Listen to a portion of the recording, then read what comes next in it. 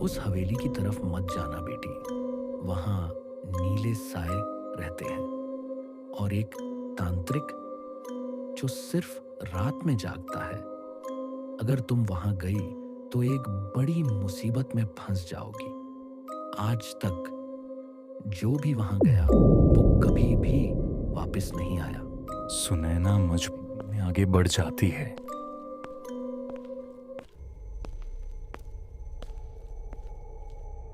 रात का समय, ठंडी हवा।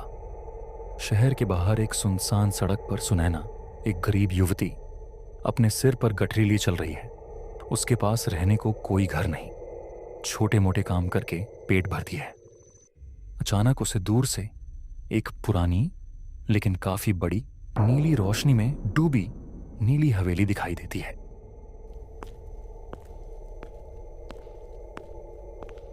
बाबा, रात बिताने को कोई जगह? क्या आप मुझे कोई सुरक्षित जगह बता सकते हैं? वह हवेली जो सामने दिखाई दे रही है, वह हवेली कैसी रहेगी? क्या वह सुरक्षित जगह है? उस हवेली की तरफ मत जाना बेटी। वहां नीले साए रहते हैं और एक तांत्रिक जो सिर्फ रात में जागता है। अगर तुम वहां गई तो एक बड़ी मुसीबत में फंस जाओगी। आज तक जो भी वहां गया वो कभी भी वापस नहीं आया। सुनैना मुझ में आगे बढ़ जाती है।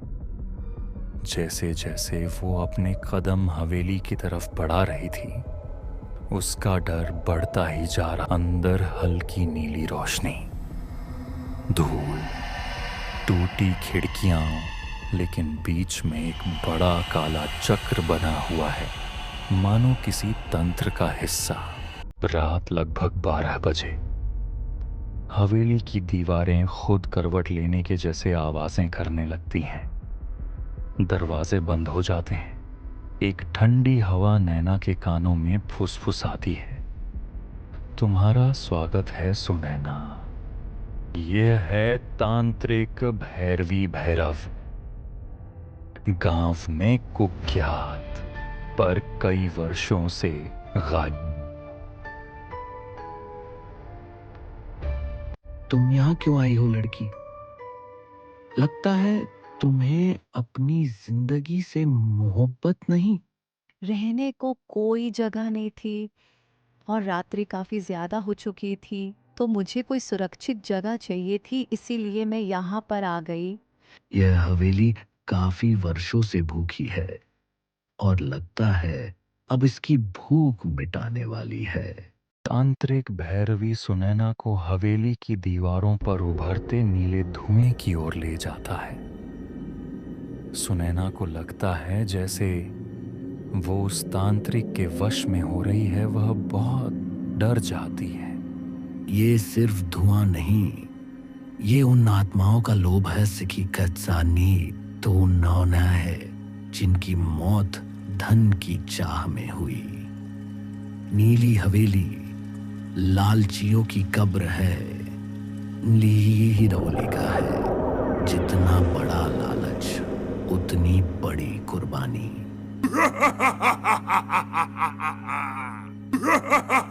अगर तुम चाहो तो मैं तुम्हें गरीबी से मुक्त कर सकता हूं। तुम्हें इतना धन मिल सकता है कि फिर कभी हाथ फैलाना ना पड़े। किस बदले में? तुम मुझसे क्या चाहते हो? अगर तुम चाहो तो मैं अभी यहाँ से चली जाती हूँ और कभी वापस नहीं आऊंगी। बस तुम्हारी आत्मा की थोड़ी सी चमक चाहिए। तुम वही हो जो इस हवेली को जीवित कर देगी। तुम्हारी आत्मा पवित्र है और पवित्र ऊर्जा से सबसे बड़ा धन पैदा होता है और विश्व में सबसे ज्यादा धनवान केवल एक व्यक्ति होगा और वह मैं होऊंगा सबसे धनवान। सुनैना को शक होता है कि भैरवी भैरव उसे मारकर हवेली की एक और नीली आत्मा बनाना चाहता है। वह हवेली के तहखाने में भागती है। वहां उसे एक पुरानी डायरी मिलती है जिसमें सच लिखा है। हवेली पहले एक धनकुबेर की थी। भैरवी तांत्रिक ने यहाँ 9 धनी लोगों की आत्माएं बांधकर हवेली को जीवित बना दिया था। हवेली धन देती है पर बदले में लोगों की आत्माएं खा जाती है। जो इस हवेली को तोड़ने में सक्षम होगी वह एक निर्दोष आत्मा होगी। वही इस हवेली को मुक्त कर सकती है, यहाँ की आत्माओं को वो मुक्त कर सकती है। मतलब भैरवी भैरव मुझे आखिरी बलि बनाना चाहता है। भैरवी भैरव हवेली के बीचों बीच चक्र बनाकर सुनैना को बुलाता है। नीली हवेली कांपने लगती है। हवा तेज, जैसे पूरा भवन उसकी शक्ति पर जिंदा हो। तुम पागल हो। तुम्हें इतना लालच नहीं करना चाहिए। तुम दूसरों को नुकसान नहीं पहुंचा सकते अपने लालच के लिए। भैरवी काली ऊर्जा छोड़ता है। हवेली से नीली आत्माएं निकलकर उसके समर्थन में खड़ी हो जाती हैं। नैना मंत्र दोहराती रहती है। पूरा कमरा एक तेज रोशनी से भर उठता है। हवेली कांपने लगती है। नीली आत्माएं डर कर पीछे हटती हैं। भैरवी गुस्से में चिल्लाता है। उसकी सारी काली शक्तियां खत्म होने लगती हैं। हे लड़की, तुम्हें यह मंत्र कहां से मिला? इस हवेली ने ही आखिर मुझे धोखा दे दिया, तुम्हें इस रहस्य से परिचित कराकर। नहीं, यह संभव नहीं। तुम्हारे भीतर रक्षिका जन्म चिन्ह है। तुम तो वही हो जिसके कारण मेरा सारा तंत्र नष्ट हो जाएगा। नहीं, ये नहीं हो सकता। नहीं नहीं, मैं सबका स्वामी हूं। सुनैना सुबह सड़क पर खड़ी है। हवेली अब बस खंडहर है। उसकी आंखों में दर्द है पर डर नहीं। गांव वाले भाग कर आते हैं। बेटिया, तुमने 100 साल पुराना श्राप तोड़ दिया। तुम्हारा यह उपकार यह गांव कभी भी नहीं भूल सकता। मैंने बस खुद को बचाया। सब सोचते हैं कि भैरवी मरा जा चुका है, लेकिन रात को हवेली की राख में से एक काला पत्थर चमकता है। तांत्रिक का शरीर नष्ट हो सकता है पर उसका लालच नहीं। नीली हवेली का अंत हुआ लेकिन तांत्रिक का नहीं। नीली हवेली के ढहने के बाद सुनैना वापस गांव में रहती है। जीवन सामान्य है पर हर रात उसे वही आवाज सुनाई देती है। नीला चक्र अधूरा है। तांत्रिक तो खत्म हो गया था, लेकिन फिर भी ये आवाज मेरे पीछे आखिर क्यों पड़ी है?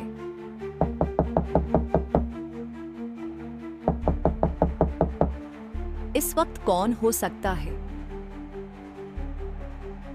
चाचा, आप इस वक्त यहाँ पर और आप इतने घबराए क्यों हैं? सुनैना, हवेली की राख में किसी ने चिन्ह बनाया है, नीला चमकता हुआ।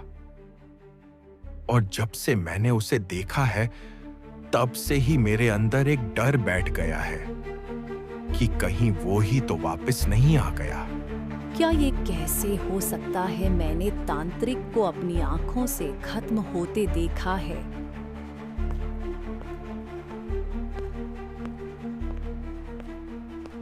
नीली हवेली की राख में एक छोटा काला रत्न धड़क रहा है। उस रत्न के भीतर तांत्रिक का चेहरा धुंधला दिखाई देता है। रत्न खुद ब खुद हवा में उठता है और फट जाता है और उससे निकलती है तांत्रिक भैरवी भैरव की परछाई। गांव में अचानक नसों तक ठंड महसूस होना, कुत्तों का लगातार चिल्लाना, कुएं का पानी, काला पड़ जाना, पेड़ों पर नीली आग के निशान। लोग डर जाते हैं। सब सुनैना की तरफ देखते हैं। जो लोग अब तक उसकी बहादुरी की तारीफें करते हुए नहीं थकते थे, वो भी उसे ही इन सब का जिम्मेदार मानने लगते हैं।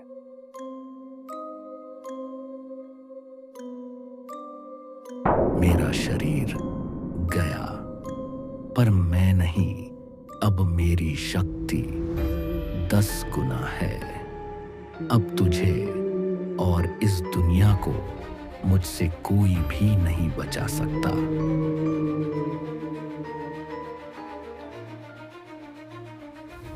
गांव की पुरानी साध्वी जो इस तांत्रिक का तोड़ ढूंढने निकली थी, इतने समय बाद अचानक गांव में लौटती है। नैना काला पत्थर फूट गया। इसका मतलब भैरवी अब अशरीरी तंत्र बन चुका है। उसे मारना अब असंभव है। तो मुझे क्या करना होगा? भैरवी का लक्ष्य तुम्हारी रक्षिका ऊर्जा है। अगर उसने वो पा ली तो वह कभी नष्ट नहीं होगा। साध्वी एक पुरानी खून से लिखी तंत्र किताब खोलती है। उसमें लिखा है, अशरीरी तांत्रिक को रोकने के लिए उसकी आत्मा को उसके जन्म स्थान की मिट्टी में बांधो। भैरवी का जन्म स्थान जंगल के अंदर काला कुंड नाम की जगह है, और वह जगह है सबसे खतरनाक। नैना, साध्वी और चौकीदार रात के वक्त जंगल जाते हैं। जंगल में नीला धुआं तैर रहा है। पेड़ खुद झुककर रास्ता बंद कर लेते हैं, मानो कोई छाया उनका पीछा कर रही हो। तांत्रिक हर कोशिश करता है उन्हें डराने की, लेकिन वे तीनों आगे बढ़ते रहते हैं। जंगल के बीच में काला कुंड दिखता है, एक बड़ा गड्ढा जिसमें अंधेरा धुआं उठ रहा है। जैसे ही तीनों उसके पास पहुंचते हैं, भैरवी उनकी आंखों के सामने रूप ले लेता है। अब वह इंसान नहीं, बल्कि एक नीली आग से बना विशाल आकृति है। तुम मुझे फिर रोकना चाहती हो। तुम्हारी यह साध्वी मेरे सामने धूल है। भैरवी सुनैना के भीतर की शक्ति खींचने लगता है। नैना जमीन पर गिरती है, उसकी आंखों से रोशनी निकलने लगती है। साध्वी सुनैना को मंत्र बताती है। मंत्र बोलने से सुनैना के शरीर में फिर से वही रक्षिका ऊर्जा जाग उठती है। भैरवी हमला करता है। काले धुएं की लपटें छोड़कर नैना मंत्र बोलती है। ये मंत्र हवेली के राख से निकले मंत्र से और शक्तिशाली है। दोनों शक्तियों की टक्कर से पूरा वन गूंजने लगता है। काला कुंड चमकने लगता है। नैना, उसे कुंड में धकेल दो, तभी आत्मा बंधेगी। तुमने मुझे नष्ट किया, पर अब मैं तुम्हारे भीतर की शक्ति से तुम्हें नष्ट कर दूंगा। सुनैना, यह अंत नहीं है। तुम मुझे हमेशा के लिए नहीं रोक सकती। मैं फिर आऊंगा। मुझे कोई नहीं रोक सकता। पूरा वन शांत, नीली आग गायब, काला धुआं थम चुका है। नैना जमीन पर गिर जाती है। साध्वी दौड़कर उसके पास आती है। तुमने गांव को फिर बचा लिया और भैरवी अब बंध चुका है। क्या वह फिर नहीं आएगा? क्या आपने सच में उसे खत्म कर दिया, या वह फिर से वापस आ सकता है? अगली रात गांव में चौकीदार कुएं से पानी भरते समय कुछ ऐसा देखता है कि वह डर कर चिल्लाता है। लोग दौड़ कर आते हैं। कुएं की दीवार पर नीले रंग से उभरा एक वाक्य लिखा है। हाँ, मूर्ख गांव वालों, मैं वापस आऊंगा। पूरा चक्र अभी बाकी है।